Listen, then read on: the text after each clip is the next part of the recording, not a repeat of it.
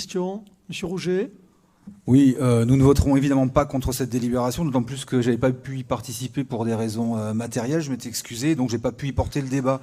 Néanmoins, deux remarques. D'abord, on regrette que la concertation ait été à peine esquissée. On pourrait davantage, pour des questions comme ça, consulter la population du quartier, les usagers, en l'occurrence en l'occurrence les parents d'élèves.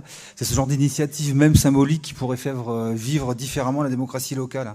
Et en parlant de symbole, il y en a un qui nous chagrine quand même, c'est que parmi ces dénominations, il n'y a aucune figure féminine qui émerge. Et disons qu'on aurait pu au moins compenser la fermeture de l'école Jeanne Larocque et compenser par un nom féminin pour une des écoles concernées. Voilà, au moins. Merci, Monsieur Rouget. Monsieur Craspail. Oui, alors la concertation, contrairement à ce que vous dites, elle a eu lieu. Certains cas, il y a des cas qui sont très différents. Par exemple, sur les écoles Lassander, je pense que ça ne pose aucune discussion. Sur l'école Jeanne Larocque et Jean Massé, le fait est que justement, c'est bien parce que les avis du quartier sont remontés sur le nom d'Arago, qui était une ancienne dénomination, qu'on reprend ce nom dans l'intitulé Arago-Massé, d'autant plus que là, on est un peu coincé, je suis désolé, mais il se trouve que c'est sur le fronton de l'école, on a d'une part Arago et de l'autre part Massé. Alors moi, j'aurais bien gardé Jeanne Larocque, mais ça s'y prêtait pas trop, et on s'est retrouvés un peu les mains liées, donc je vous donne pas tort sur l'idée qui était tout à fait opportune, mais pour des contraintes qui sont des contraintes matérielles, on a été un peu bloqué là-dessus.